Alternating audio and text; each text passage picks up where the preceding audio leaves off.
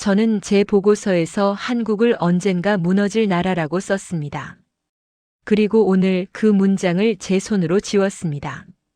제가 35년 동안 믿어온 국제 정치 공식이 한국 앞에서 완전히 무너졌기 때문입니다. 지도와 숫자로는 설명되지 않던 나라 한국을 다시 보게 된 날에 대한 기록, 지금부터 알려드리겠습니다. 이 채널은 대한민국의 이야기입니다. 우리가 잊지 말아야 할 기록. 좋아요와 구독은 함께한다는 약속입니다. 여러분의 좋아요와 구독은 다음 영상 제작에 큰 힘이 됩니다. 대한민국을 응원하신다면 대한민국 화이팅이라고 댓글 남겨주세요. 이 영상이 더 많은 외국인들에게 보여지는데 큰 도움이 됩니다. 제 이름은 리처드 헤일런입니다. 60대 초반이고 미국 국무부 자문으로 35년간 국가의 실패 패턴을 연구해 왔습니다. 지금은 유럽과 아시아 국가 전략을 분석하는 싱크탱크에 소속되어 있습니다. 은퇴를 1년 앞두고 있고요. 저는 냉소적인 사람이었습니다. 감정보다 숫자를 믿었고 희망보다 구조를 신뢰했습니다. 그게 제 강점이었습니다. 동료들이 가능성을 말할 때 저는 확률을 계산했습니다. 그래서 틀린 적이 거의 없었습니다. 제 예측 적중률은 80%가 넘었고 상사들은 제 보고서를 신뢰했습니다. 워싱턴 DC의 좁은 사무실에서 저는 세계 지도를 펼쳐놓고 국가들의 미래를 판단하는 사람이었습니다. 그런데 한국 앞에서 저는 처음으로 완전히 틀렸습니다. 이건 단순한 예측 실패가 아니었습니다. 제가 믿어온 모든 공식, 모든 이론, 모든 분석 방법론이 무너진 사건이었습니다. 그리고 오늘 저는 그 이야기를 여러분께 고백하려고 합니다. 1990년대 중반 저는 처음 한국을 분석 대상으로 삼았습니다. 당시 제 임무는 명확했습니다. 아시아 신흥국 중 어느 나라가 지속 가능한 성장을 할 수 있는지, 어느 나라가 결국 무너질지 예측하는 일이었습니다. 냉전이 끝나고 세계 질서가 재편되던 시기였죠. 미국 정부는 어디에 투자하고 어디와 동맹을 강화하고 어디를 포기해야 할지 판단해야 했습니다. 저는 한국을 열흘 정도 분석했습니다. 위성 지도를 펼쳤고 인구 통계를 뽑았고 군사 보고서를 읽었고 경제 지표를 계산했습니다. 그리고 결론을 내렸습니다. 이 나라는 구조적으로 한계가 명확하다. 제 보고서에 그렇게 썼습니다. 상사도 동의했고 동료들도 고개를 끄덕였습니다. 아무도 반박하지 않았습니다. 왜냐하면 제 논리가 완벽했으니까요. 데이터가 뒷받침했으니까요. 저는 그 보고서를 제출하면서 뿌듯함을 느꼈습니다. 또 하나의 정확한 분석을 완료했구나. 그렇게 생각했습니다. 한국이 실패할 수밖에 없다고 본 이유는 명확했습니다. 첫째, 지정학적 위치였습니다. 저는 지도를 펼쳐놓고 한참을 바라봤습니다. 한국은 중국, 러시아, 일본이라는 세 거대 세력 사이에 끼어 있었습니다. 역사적으로 이런 위치의 국가는 두 가지 운명 중 하나를 맞았습니다. 완충지대가 되거나 전쟁터가 되거나. 저는 동유럽 국가들을 연구했습니다. 폴란드, 체코, 헝가리. 이들도 강대국 사이에 있었습니다. 결과는 수백 년간 침략당하고 분할되고 지배당했습니다. 폴란드는 18세기에 아예 지도에서 사라지기도 했죠. 프로이센, 오스트리아, 러시아가 나눠 먹었습니다. 한국도 똑같을 거라고 봤습니다. 역사를 보면 한국도 이미 수천 년간 중국의 영향권 아래 있었고 일제 식민 지배를 당했습니다. 그리고 지금도 북한이라는 위협이 머리 위에 있죠. 저는 계산했습니다. 이런 조건에서 독자적인 강대국이 되는 건 불가능하다. 둘째, 분단 국가였습니다. 남과 북으로 갈라진 채 휴전선 너머로 총구를 겨누고 있는 나라. 저는 냉전 시대 분단 국가들의 사례를 다 뒤졌습니다. 동독과 서독, 남베트남과 북베트남, 남예멘과 북예멘, 심지어 키프로스까지. 결말은 뻔했습니다. 한쪽이 무너지거나 전쟁이 나거나 흡수 통합되거나. 베트남은 전쟁 끝에 북베트남이 승리했고 독일은 동독이 무너지면서 통일됐고 예멘은 내전 끝에 통합됐다가 다시 분열했습니다. 한국도 예외일 수 없다고 생각했습니다. 언젠가 북한이 붕괴하면서 남한도 함께 혼란에 빠질 거라고 봤습니다. 아니면 전쟁이 다시 터질 거라고요. 통일 비용만 해도 천문학적일 텐데 남한 경제가 버틸 수 있을까? 저는 회의적이었습니다. 셋째, 자원이 전혀 없었습니다. 석유도 없고 천연가스도 없고 희귀 광물도 없습니다. 산만 70%를 차지하는 땅에 경작 가능한 땅은 고작 20% 정도. 저는 자원 없이 강대국이 된 나라를 찾아봤습니다. 거의 없었습니다. 싱가포르, 도시국가입니다. 면적이 서울만 합니다. 스위스, 중립국이라는 특수한 지위 덕분에 수백 년간 전쟁을 피할 수 있었고 금융 중심지로 성장했습니다. 일본, 섬나라라서 방어에 유리했고 메이지 유신 이후 일찍 산업화를 시작했습니다. 한국은 중립국도 아니고 도시국가도 아니고 섬나라도 아닙니다.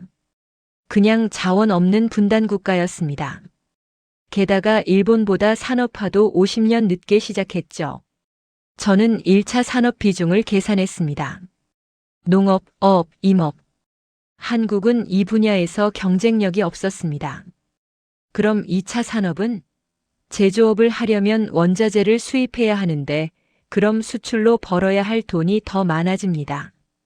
무역 의존도가 높아질 수밖에 없죠. 3차 산업은?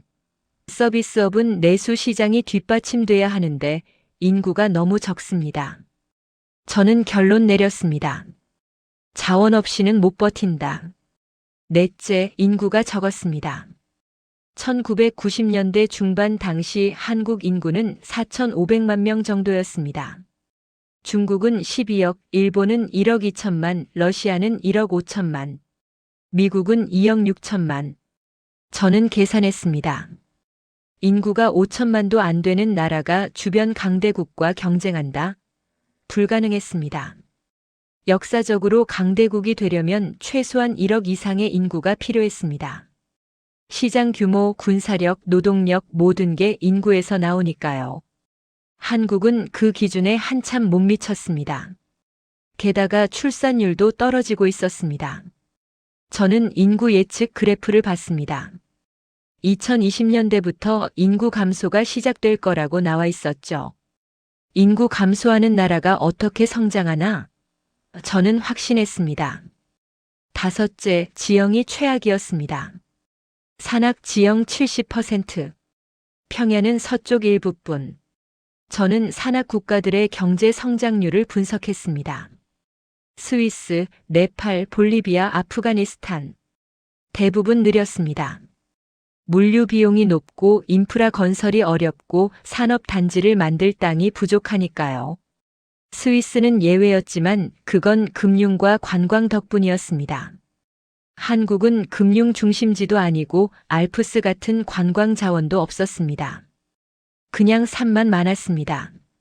한국도 마찬가지일 거라고 봤습니다. 아무리 열심히 해도 지형이 발목을 잡을 거라고요. 고속도로 건설비도 비쌀 테고 철도망 구축도 어려울 테고 공장 부지 확보도 힘들 거라고 생각했습니다. 저는 이 5가지 조건을 조합해 봤습니다. 그리고 역사 속에서 비슷한 사례를 찾았습니다. 없었습니다. 강대국에 둘러싸이고 분단되고 자원 없고 인구 적고 산악 지형인 나라가 강대국이 된 사례는 단 한 번도 없었습니다. 역사상 존재하지 않았습니다. 저는 역사학 교수였던 아버지에게서 배운 원칙이 있었습니다. 역사는 반복된다. 같은 조건은 같은 결과를 낳는다. 저는 그 원칙을 믿었습니다. 35년간 그 원칙으로 국가들을 분석했고 대부분 맞았습니다. 그래서 저는 확신했습니다. 한국은 결국 실패할 거라고. 언젠가 위기가 오면 무너질 거라고. 그게 역사의 공식이니까요. 그게 숫자가 말해주는 진실이니까요. 제 보고서는 이렇게 끝났습니다. 한국은 단기적으로 성장할 수 있으나 구조적 한계로 인해 장기적 지속 가능성은 낮다. 특히 북한 리스크, 자원 부족, 인구 감소 등이 복합적으로 작용할 경우 2020년대 이후 성장 정체 및 국가 위기 가능성이 높다. 전략적 가치는 있으나 장기 투자 대상으로는 부적합하다. 저는 이 문장을 쓰면서 아무런 죄책감도 느끼지 않았습니다. 이건 악의가 아니었습니다. 그냥 사실이었으니까요. 숫자와 역사가 증명하는 사실. 감정 없는 냉정한 분석. 저는 보고서를 제출하고 다음 프로젝트로 넘어갔습니다. 그 후로 저는 한국을 거의 신경 쓰지 않았습니다. 제 관심사는 러시아, 중국, 중동이었습니다. 한국은 그냥 예외 처리된 나라 목록에 넣어뒀습니다. 연구 대상이 아니라 이미 결론이 난 케이스로요. 가끔 동료들이 한국 얘기를 꺼내면 저는 이렇게 대답했습니다. 한국? 잘하고 있죠. 하지만 구조적 한계는 명확합니다. 언젠가 무너질 겁니다. 역사가 그렇게 말합니다. 저는 오만했습니다. 제가 본 숫자와 지도가 전부라고 믿었습니다. 그 안에 사람이 있다는 걸, 문화가 있다는 걸, 의지가 있다는 걸 몰랐습니다. 아니, 알았어도 무시했습니다. 그런 건 변수로 치지 않았으니까요. 국민 의지나 문화적 특성 같은 건 측정 불가능한 요소였고, 저는 측정 불가능한 건 믿지 않았습니다. 저는 사무실 책상에 앉아서 엑셀 시트만 들여다봤습니다. GDP 성장률, 무역 수지, 재정 적자, 국가 부채. 그게 전부였습니다. 사람은 숫자였고, 문화는 통계였고, 역사는 패턴이었습니다. 지금 생각하면 그게 제 가장 큰 실수였습니다. 그런데 2000년대 후반부터 이상한 일이 벌어지기 시작했습니다. 2008년 글로벌 금융위기가 터졌습니다. 리먼 브라더스가 무너졌고 세계 경제가 얼어붙었습니다. 저는 예측했습니다. 한국 같은 수출 의존 국가는 큰 타격을 받을 것이다. 회복도 느릴 것이다. 최소 3년은 걸릴 거다. 저는 동료들에게 말했습니다. 한국 주식은 피하는 게 좋을 겁니다. 그런데 한국은 OECD 국가 중 가장 빨리 회복했습니다. 1년 만에 경제가 반등했습니다. 2009년 말에는 이미 위기 이전 수준을 회복했죠.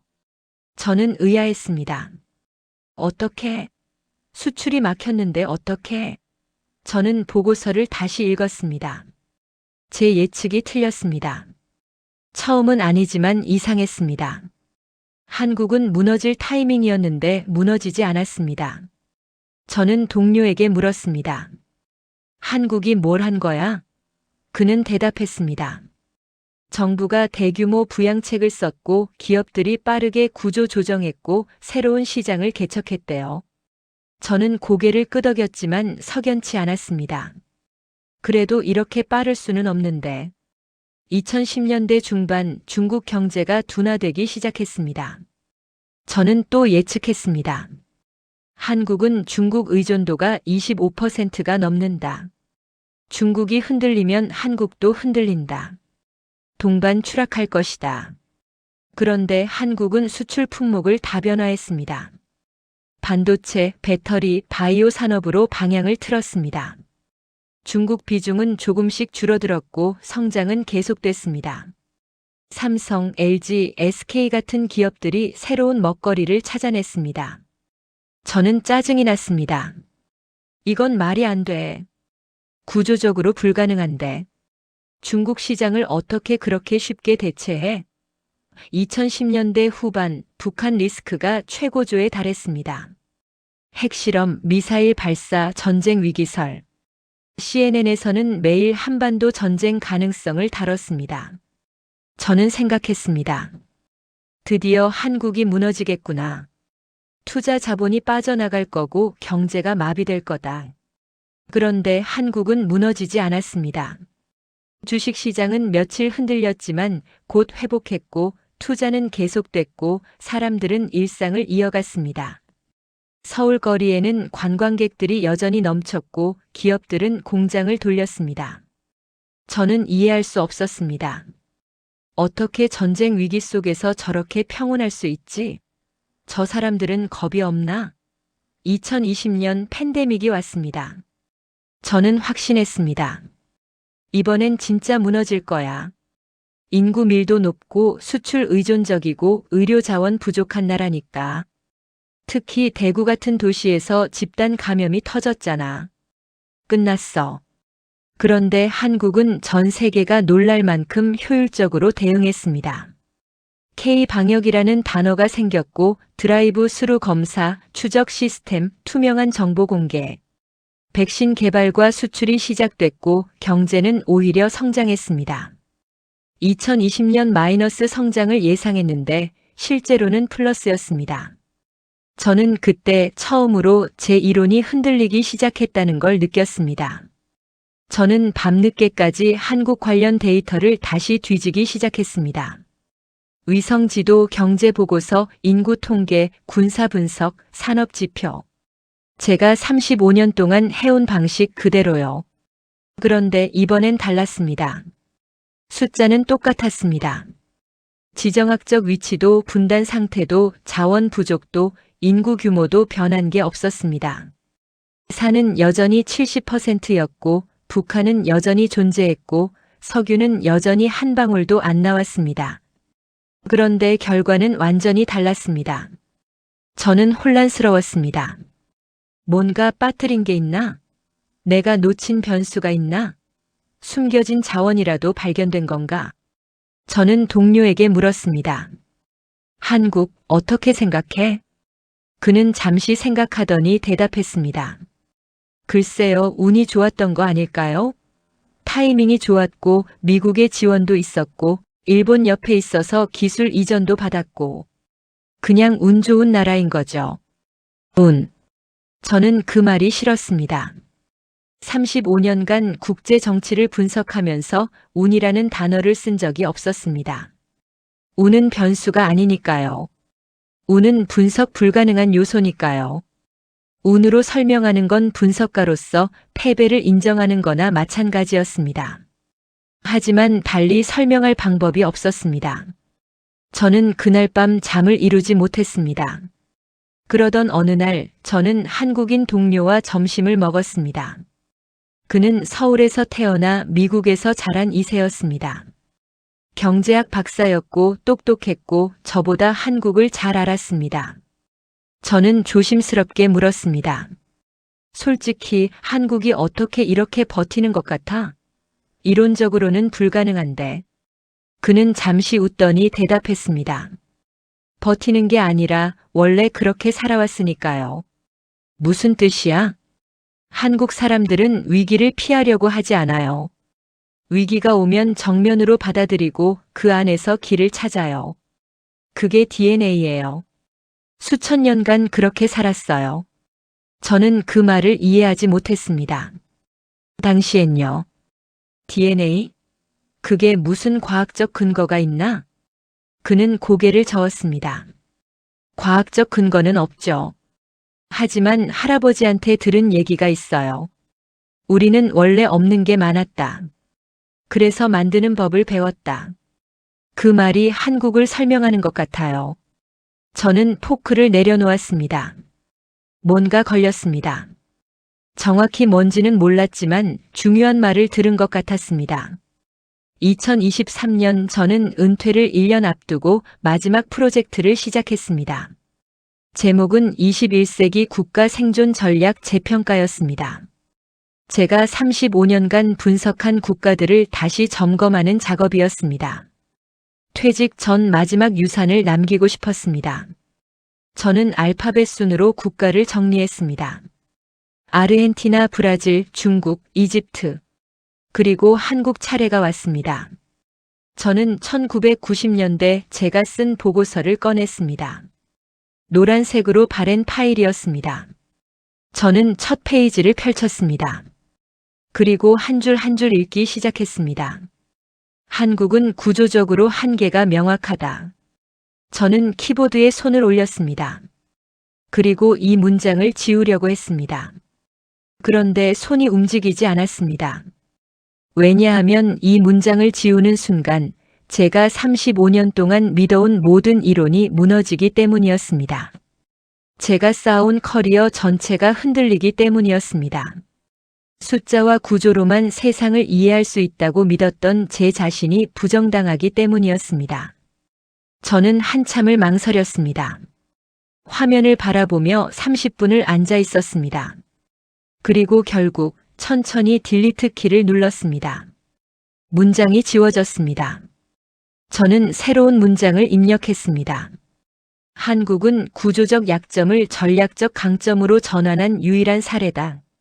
그때 저는 깨달았습니다. 한국은 약점을 숨기는 나라가 아니라 약점을 정면으로 껴안고 사용하는 나라라는 것을요. 저는 한국을 다시 보기 시작했습니다. 이번에는 지도와 숫자가 아니라 선택의 방식을 보기 위해서였습니다. 그리고 그때부터 제 이론은 하나씩 무너지기 시작했어요. 2023년 가을이었습니다. 저는 워싱턴 DC의 사무실에 앉아 있었습니다. 창밖으로는 포토맥 강이 보였고 책상 위에는 한국 관련 자료들이 쌓여 있었습니다. 35년 동안 한 번도 제대로 들여다보지 않았던 자료들이었죠. 저는 이번에는 다르게 접근하기로 했습니다. 숫자를 먼저 보지 않기로 했습니다. 대신 질문을 바꿨습니다. 한국은 왜 무너지지 않았나? 가 아니라 한국은 무엇을 선택했나? 로요. 그 질문이 모든 걸 바꿨습니다. 저는 먼저 제가 분석했던 다른 국가들을 다시 살펴봤습니다. 아르헨티나, 베네수엘라, 그리스, 터키. 이 나라들은 모두 위기를 맞았고 대부분 무너졌습니다. 저는 그들의 공통점을 찾았습니다. 그들은 약점을 감췄습니다. 아르헨티나는 경제 구조의 문제를 숨기려고 했습니다. 베네수엘라는 석유 의존도를 줄이지 않았습니다. 그리스는 재정 적자를 은폐했습니다. 터키는 인플레이션을 인정하지 않으려 했습니다. 그들은 약점을 없던 일로 만들려고 했습니다. 문제를 덮고 위기를 부정하고 구조적 한계를 외면했습니다. 그리고 결국 그 약점이 터지면서 무너졌습니다. 저는 35년간 이런 패턴을 수없이 봤습니다. 그래서 확신했습니다. 약점을 가진 국가는 결국 무너진다. 그런데 한국은 달랐습니다. 저는 한국의 정책 문서들을 읽기 시작했습니다. 1960년대부터 2020년대까지 경제개발 5개년 계획, 국방 백서, 과학기술 기본계획, 외교 전략 보고서, 영어로 번역된 자료들이었습니다. 그리고 저는 놀랐습니다. 한국은 자신의 약점을 숨기지 않았습니다. 오히려 정면으로 인정했습니다. 문서 곳곳에 이런 표현들이 있었습니다. 자원 부족, 분단 국가, 강대국 포위, 좁은 국토. 저는 처음에 이걸 이해하지 못했습니다. 왜 약점을 이렇게 노골적으로 쓰지? 이건 전략 문서인데? 그런데 그 다음 문장들을 읽고 깨달았습니다. 한국은 약점을 인정한 뒤 그걸 정책의 출발점으로 삼았습니다.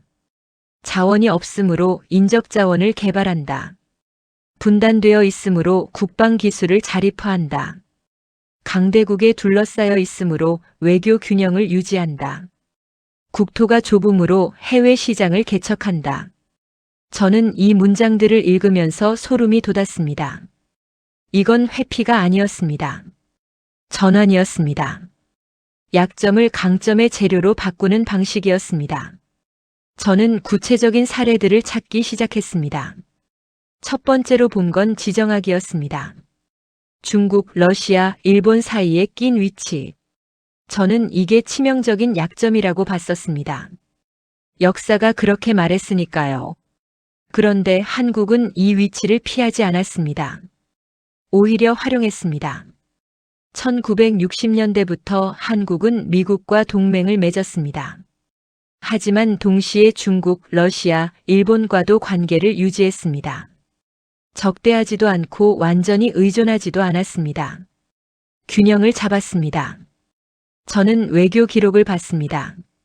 한국은 미국 편에 서 있으면서도 중국과는 최대 교역국 관계를 맺었습니다. 일본과는 역사 갈등이 있으면서도 기술 협력은 지속했습니다. 러시아와도 에너지 협력을 논의했습니다. 이건 줄타기였습니다. 아슬아슬한 외교 균형이었습니다. 한쪽으로 완전히 기울면 다른 쪽의 보복을 받고 중립을 지키면 아무도 믿지 않는 상황. 대부분의 국가는 이 균형을 잃고 무너졌습니다. 그런데 한국은 70년째 이 균형을 유지하고 있었습니다. 저는 이걸 보면서 생각했습니다. 이건 운이 아니야. 이건 의도적인 전략이야. 포위된 위치를 피할 수 없다면 모든 방향으로 문을 열어두는 것. 그게 한국의 선택이었습니다. 두 번째는 분단이었습니다. 저는 분단 국가가 성공한 사례를 본 적이 없었습니다. 동독은 무너졌고 남베트남은 패배했고 남예멘은 흡수됐습니다. 분단은 곧 종말의 전조였습니다. 그런데 한국은 분단을 받아들였습니다. 통일을 포기했다는 게 아닙니다. 분단 상태를 현실로 인정하고 그 안에서 할 수 있는 일을 찾았다는 뜻입니다. 저는 한국의 국방산업 자료를 봤습니다. 1970년대부터 시작된 방위산업 육성 정책. K9 자주포, K2 전차, KF-21 전투기. 한국은 무기를 수입만 하는 나라가 아니라 직접 만드는 나라가 됐습니다. 그리고 2020년대에는 세계 9위 무기 수출국이 됐습니다. 폴란드, 호주, 중동 국가들에게 무기를 팔았습니다. 저는 이 대목에서 멈췄습니다. 분단 국가가 무기를 수출한다고? 보통 분단 국가는 방어에 급급합니다. 군사비를 쏟아붓지만 그건 소비일 뿐입니다. 무기는 사오고 훈련만 하고 경제는 뒤처집니다. 한국은 달랐습니다. 분단 상태를 국방기술 개발의 동력으로 만들었습니다. 어차피 무기가 필요하다면 직접 만들자. 그리고 팔자. 그런 선택이었습니다. 이건 위협을 줄이려는 시도가 아니었습니다. 위협을 관리 가능한 산업으로 바꾼 거였습니다. 저는 이 지점에서 제 노트에 메모를 남겼습니다. 한국은 약점을 제거하려 하지 않는다. 약점과 함께 사는 방법을 찾는다. 세 번째는 자원이었습니다. 저는 자원 없는 나라는 결국 한계에 부딪힌다고 믿었습니다. 석유, 천연가스, 희토류 이런 게 없으면 강대국이 될 수 없다고 봤습니다. 한국에는 정말 아무것도 없었습니다. 석유 한 방울, 가스 한 톨 안 나왔습니다. 광물 자원도 거의 없었습니다. 그런데 한국은 이걸 인정했습니다. 그리고 선택했습니다. 자원이 없으니 사람을 자원으로 만들자. 저는 한국의 교육 정책을 봤습니다. 1950년대부터 시작된 의무교육 확대, 1960년대 중고등학교 설립붐, 1970년대 대학 증설, 1980년대 이공계 육성, 1990년대 IT 교육 열풍. 한국의 대학 진학률은 70%가 넘었습니다. OECD 최상위였습니다. 이공계 졸업생 비율도 세계 최고 수준이었습니다. 저는 처음에 이걸 교육열로만 봤습니다. 동아시아 문화의 특성이라고요. 하지만 자료를 더 보니 이건 문화만의 문제가 아니었습니다. 정책이었습니다. 한국 정부는 자원이 없으니 인재를 만들기로 했습니다. 그리고 그 인재들을 반도체, 조선, 자동차 IT 산업에 투입했습니다. 삼성 반도체, 현대조선, LG화학. 이 기업들의 핵심 경쟁력은 기술이었고 그 기술은 사람에게서 나왔습니다.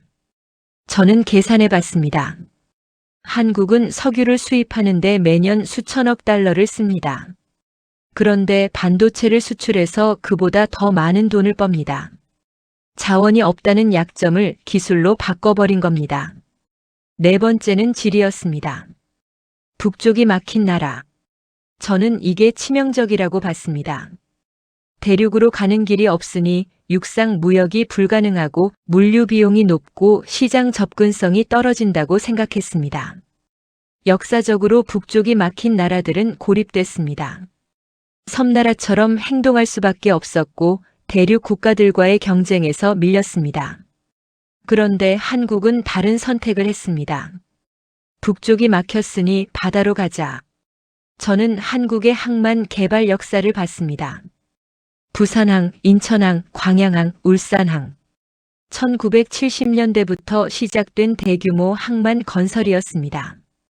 그리고 조선 산업에 투자했습니다. 현대중공업, 대우조선해양, 삼성중공업. 1990년대에 한국은 세계 1위 조선 국가가 됐습니다. 전 세계 선박의 40%를 한국이 만들었습니다. 저는 이 숫자를 보고 충격을 받았습니다. 섬나라도 아닌데 어떻게 조선 1위를 하지? 그리고 해운 산업도 키웠습니다. HMM 고려해운. 한국 선박들이 전 세계 바다를 누볐습니다. 육지가 막혔으니 바다를 선택한 겁니다. 이건 우연이 아니었습니다. 일관된 전략이었습니다. 저는 지도를 다시 펼쳤습니다. 이번엔 다르게 보였습니다. 북쪽이 막힌 게 아니라 삼면이 바다인 나라. 태평양으로 나가는 관문. 중국과 일본 사이의 물류 허브. 같은 지리인데 해석이 완전히 달라졌습니다. 다섯 번째는 지형이었습니다. 산이 70%인 나라. 저는 이게 경제 발전에 치명적이라고 봤습니다. 평야가 적으니 농업도 안 되고 공장 부지도 부족하고 인프라 건설 비용도 높다고 생각했습니다. 실제로 한국은 경작지가 20%밖에 안 됐습니다. 식량 자급률도 낮았습니다. 쌀 빼고는 대부분 수입이었습니다. 그런데 한국은 이것도 받아들였습니다. 그리고 질문을 바꿨습니다. 산을 어떻게 없앨까? 가 아니라 산을 어떻게 쓸까? 였습니다. 저는 한국의 산업단지 배치를 봤습니다. 울산, 포항, 거제, 창원. 대부분 해안가였습니다. 산을 깎아서 만든 게 아니라 바다를 메워서 만들었습니다. 그리고 산악지형을 군사훈련장으로 썼습니다. 험준한 산에서 훈련한 한국군은 세계에서도 인정받는 수준이 됐습니다. 산을 터널로 뚫었습니다. 한국의 고속도로와 철도에는 터널이 엄청나게 많았습니다. 지형을 피하지 않고 관통한 겁니다. 저는 이 대목에서 메모했습니다. 한국은 지형을 바꾸지 않았다. 지형을 다루는 기술을 개발했다. 저는 일주일 동안 이 자료들을 읽었습니다. 그리고 패턴을 발견했습니다. 한국은 약점을 회피하지 않았습니다. 정면으로 인정했습니다. 그리고 그 약점을 중심으로 정책을 짰습니다. 지정학적 포위, 외교 균형 전략, 분단 상태, 국방 산업 육성, 자원 부족, 인적자원 개발, 북쪽 차단, 해양 산업 집중, 산악 지형, 기술 개발과 훈련 활용. 이건 교과서에 나오는 방식이 아니었습니다. 저는 35년간 이런 사례를 본 적이 없었습니다. 대부분의 국가는 약점을 감추거나 외부 지원에 의존하거나 포기했습니다. 한국은 약점을 재료로 삼았습니다. 저는 동료에게 이 발견을 설명했습니다. 한국은 약점을 강점으로 전환하는 국가야. 이건 우연이 아니라 전략이었어. 그는 고개를 갸우뚱했습니다. 그게 가능해? 약점은 약점이잖아. 그래, 약점은 약점이야. 하지만 한국은 약점을 없애려 하지 않았어. 약점과 함께 사는 방법을 찾았어. 그는 웃었습니다. 그래도 운이 좋았던 거 아냐? 타이밍도 좋았고 미국 지원도 있었고. 저는 잠시 생각했습니다. 그리고 대답했습니다. 아니야. 운이라고 보기엔 너무 일관적이야. 70년 동안 같은 패턴이 반복됐어. 이건 운이 아니라 선택이야. 저는 그날 밤 사무실에 혼자 남았습니다. 창밖으로는 어두운 포토맥 강이 보였습니다. 저는 노트북 화면을 바라봤습니다. 제 보고서에는 이렇게 쓰여 있었습니다. 한국은 구조적 약점을 전략적 강점으로 전환한 유일한 사례다. 저는 이 문장 아래에 새로운 줄을 추가했습니다. 약점을 제거하는 것이 아니라 약점을 활용하는 방식으로. 저는 키보드에서 손을 뗐습니다. 그리고 창밖을 바라봤습니다. 제 머릿속에는 한국인 동료가 했던 말이 맴돌았습니다.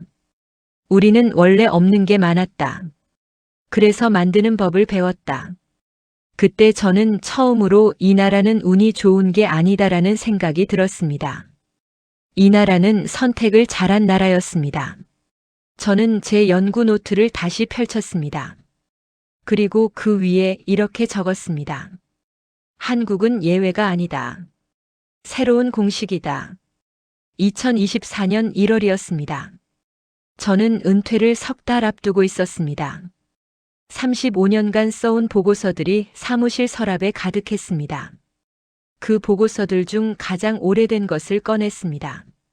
1995년에 쓴 한국 분석 보고서였습니다. 저는 그 보고서를 처음부터 끝까지 다시 읽었습니다. 그리고 깨달았습니다. 제가 완전히 틀렸다는 것을요. 틀린 게 아니라 아예 질문 자체가 잘못됐다는 걸 알았습니다. 저는 35년 동안 이 나라는 왜 무너질까? 라는 질문만 해왔습니다. 하지만 한국에게 물어야 할 질문은 달랐습니다. 이 나라는 어떻게 선택했나? 였습니다. 저는 노트를 펼치고 제가 믿어왔던 공식들을 하나씩 적었습니다. 그리고 그 옆에 한국이 보여준 현실을 적었습니다. 첫 번째 공식 자원 없는 나라는 결국 한계에 부딪힌다. 저는 이 공식을 의심한 적이 없었습니다. 석유가 없으면 에너지를 수입해야 하고 광물이 없으면 원자재를 사와야 하고 그러면 무역 적자가 쌓이고 결국 경제가 무너진다. 역사가 그렇게 말했습니다. 중동의 석유 국가들을 보세요. 사우디아라비아, UAE, 쿠웨이트. 이들은 땅에서 석유가 나왔기 때문에 부자가 됐습니다. 반대로 자원 없는 아프리카 국가들은 가난에서 벗어나지 못했습니다. 저는 한국도 그럴 거라고 봤습니다. 자원이 없으니 언젠가 한계에 부딪힐 거라고요. 그런데 한국은 자원을 기다리지 않았습니다. 저는 한국의 산업 발전 과정을 다시 봤습니다. 1960년대 섬유, 1970년대 철강, 1980년대 전자, 1990년대 반도체, 2000년대 디스플레이, 2010년대 배터리, 2020년대 AI와 바이오. 이건 자원 기반 산업이 아니었습니다. 기술 기반 산업이었습니다. 한국은 땅에서 뭔가를 캐낸 게 아니라 사람의 머리에서 뭔가를 캐냈습니다. 저는 삼성 반도체의 사례를 봤습니다. 1980년대 초 한국은 반도체 기술이 전혀 없었습니다. 일본이 세계 시장을 지배하고 있었죠. 상식적으로는 포기해야 할 시점이었습니다. 그런데 삼성은 엔지니어들을 미국으로 보냈습니다. 기술을 배우게 했습니다. 실패를 반복했습니다. 수천억 원을 날렸습니다. 그리고 1990년대 세계 1위가 됐습니다. 이건 운이 아니었습니다. 투자였습니다. 기술에 대한 사람에 대한 투자였습니다. 저는 메모했습니다. 한국은 자원을 캐지 않았다. 기술을 캤다. 두 번째 공식 인구가 적은 나라는 강대국이 될 수 없다. 저는 이것도 의심한 적이 없었습니다. 시장 규모는 인구에서 나오고 군사력도 인구에서 나오고 노동력도 인구에서 나오니까요. 인구 5천만의 나라가 인구 10억의 나라와 경쟁한다? 불가능했습니다. 중국을 보세요. 14억 인구로 세계 2위 경제대국이 됐습니다. 인도도 14억 인구로 빠르게 성장하고 있습니다. 미국도 3억 인구가 뒷받침됩니다. 한국은 5천만입니다. 게다가 출산율은 0.7명대까지 떨어졌습니다. 인구 감소가 현실이 됐습니다. 저는 2020년대 한국의 인구 통계를 봤습니다. 그리고 예측했습니다. 이제 한국은 쇠퇴할 거야. 인구가 줄면 경제도 줄어드니까. 그런데 한국 경제는 계속 성장했습니다. 저는 이유를 찾기 시작했습니다. 그리고 발견했습니다. 한국은 사람 수를 늘리지 않고 사람의 효율을 높였다는 걸요. 자동화였습니다. 한국의 산업용 로봇 밀도는 세계 1위였습니다. 공장에서 사람이 하던 일을 로봇이 대체했습니다. 적은 인구로도 많은 생산이 가능해졌습니다. 디지털화였습니다. 한국의 인터넷 속도는 세계 최고였습니다. 오지 보급률도 최상위였습니다. 물리적인 인력 없이도 일이 돌아가는 시스템을 만들었습니다. 교육 집중이었습니다. 한국의 대학 진학률은 70%가 넘었습니다. 한 명 한 명의 생산성을 극대화하는 전략이었습니다. 저는 계산해 봤습니다. 한국의 1인당 GDP는 이미 일본을 넘어섰습니다. 인구는 일본의 절반도 안 되는데 1인당 생산성은 더 높았습니다. 적은 인구를 문제로 인정한 뒤 시스템으로 덮었다. 저는 그렇게 메모했습니다. 세 번째 공식 약점을 가진 국가는 결국 무너진다. 이게 제 핵심 믿음이었습니다. 35년간 제가 분석한 국가들은 대부분 이 공식에 맞았습니다. 약점이 있으면 그 약점이 커지고 결국 터지고 나라가 무너졌습니다. 그래서 저는 한국도 그럴 거라고 봤습니다. 분단, 포위, 자원 부족, 인구 감소. 이 약점들이 쌓이면 언젠가 무너질 거라고요. 그런데 한국은 70년이 지났는데도 무너지지 않았습니다. 오히려 강해졌습니다. 저는 밤늦게까지 생각했습니다. 뭐가 다른 거지?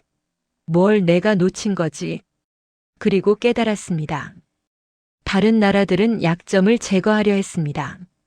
한국은 약점을 인정하고 활용했습니다. 아르헨티나는 경제 구조의 문제를 해결하지 않고 숨기려 했습니다. 그리스는 부채를 은폐했습니다. 베네수엘라는 석유 의존을 줄이지 않았습니다. 한국은 달랐습니다. 자원이 없다는 걸 인정했습니다. 그리고 기술을 개발했습니다. 북쪽이 막혔다는 걸 인정했습니다.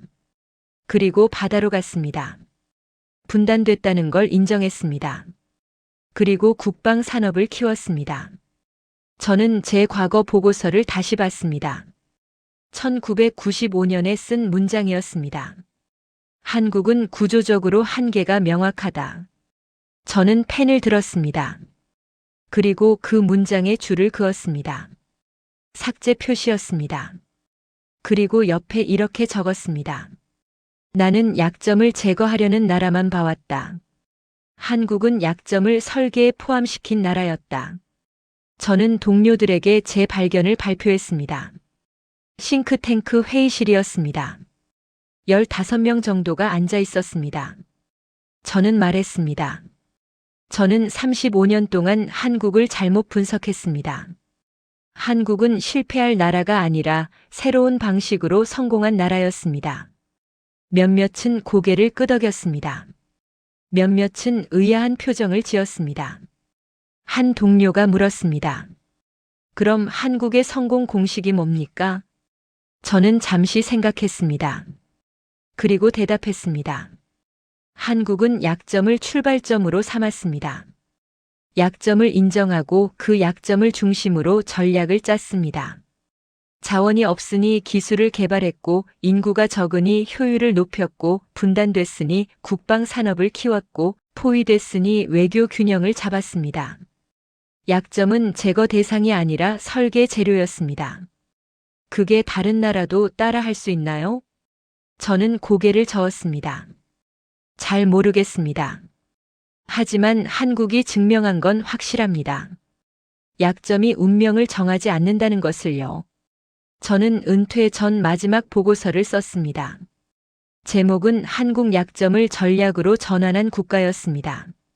저는 그 보고서에 이렇게 썼습니다.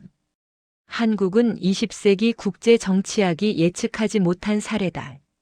자원도 없고 인구도 적고 분단됐고 포위됐다. 모든 조건이 실패를 가리켰다. 그런데 한국은 성공했다. 한국의 전략은 단순하다. 약점을 인정하는 것이다. 그리고 그 약점을 중심으로 정책을 설계하는 것이다. 자원이 없다는 약점은 기술 개발의 동력이 됐다. 분단됐다는 약점은 국방 산업의 기회가 됐다. 포위됐다는 약점은 외교 균형의 필요성이 됐다. 이 방식은 전통적인 국제 정치 이론과 다르다. 전통 이론은 약점을 제거하라고 말한다.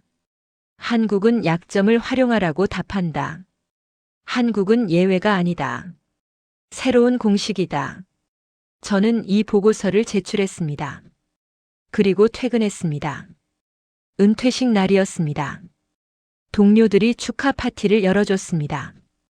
케이크와 샴페인이 있었고 사람들은 제 공로를 치하했습니다. 상사가 연설을 했습니다. 리처드는 35년간 우리에게 정확한 분석을 제공했습니다. 그의 예측 덕분에 우리는 많은 실수를 피할 수 있었습니다. 저는 박수를 받았습니다. 그런데 속으로는 생각했습니다. 나는 한국에 대해서만큼은 완전히 틀렸는데. 파티가 끝나고 한국인 동료가 제게 다가왔습니다. 그는 웃으며 말했습니다. 리처드, 한국 보고서 잘 읽었어요. 정확했어요. 저는 고개를 저었습니다. 아니야. 나는 30년 동안 한국을 잘못 봤어. 미안해. 그는 손을 내저었습니다. 아니에요. 선생님은 결국 이해하셨잖아요. 그게 중요한 거예요. 저는 그의 손을 잡았습니다. 고맙네. 자네 덕분에 배웠어. 저는 집으로 돌아왔습니다. 서재에 앉아서 창밖을 바라봤습니다. 워싱턴 DC의 밤 풍경이 보였습니다. 저는 노트북을 열었습니다. 그리고 마지막 문장을 썼습니다. 저는 이제 이렇게 말합니다. 약점이 운명을 정하지 않습니다. 대응이 운명을 만듭니다. 그리고 한국은 그 사실을 가장 먼저 증명한 나라였습니다. 저는 키보드에서 손을 뗐습니다. 그리고 저장 버튼을 눌렀습니다. 며칠 후 저는 한국을 방문했습니다. 은퇴 후 첫 여행이었습니다. 35년 동안 한 번도 가보지 않았던 나라였습니다. 인천공항에 내렸을 때 저는 놀랐습니다. 공항이 엄청나게 컸고 깨끗했고 효율적이었습니다. 사람들은 빠르게 움직였고 시스템은 정확했습니다. 저는 서울로 갔습니다. 지하철을 탔습니다. 빠르고 정확하고 조용했습니다. 거리는 복잡했지만 질서가 있었습니다. 저는 남산타워에 올라갔습니다. 서울 전체가 보였습니다. 빌딩들이 빽빽하게 들어차 있었고 한강이 도시를 가로질렀습니다. 멀리 북한산이 보였습니다. 저는 그 풍경을 보면서 생각했습니다. 이 나라는 산으로 둘러싸여 있고 북쪽은 막혀 있고 자원은 없고 분단돼 있어. 그런데 이렇게 만들었구나. 저는 사진을 찍었습니다. 그리고 메모했습니다. 약점을 받아들인 도시. 저는 판문점에 갔습니다. 휴전선이었습니다. 북한군과 한국군이 마주 보고 있는 곳이었습니다. 가이드가 설명했습니다. 여기는 1953년 이후 70년 넘게 휴전 상태입니다. 전쟁은 끝나지 않았습니다. 저는 북쪽을 바라봤습니다. 조용했습니다. 긴장감이 느껴졌습니다. 그런데 돌아서서 남쪽을 보니 관광객들이 웃고 있었습니다. 카페에서 커피를 마시고 있었습니다. 삶이 계속되고 있었습니다. 저는 생각했습니다. 이 사람들은 70년 동안 전쟁 위협 속에서 살았어. 그런데 포기하지 않았어. 마지막 날 저는 서울의 한 카페에 앉아 있었습니다. 창밖으로 사람들이 지나갔습니다. 학생들, 직장인들, 노인들. 저는 그들을 보면서 생각했습니다. 이 사람들이 약점을 받아들이고 살아온 사람들이구나. 저는 커피를 한 모금 마셨습니다. 그리고 노트에 마지막 문장을 적었습니다. 한국은 제게 가르쳐 줬습니다. 국가는 조건으로 결정되지 않는다는 것을요.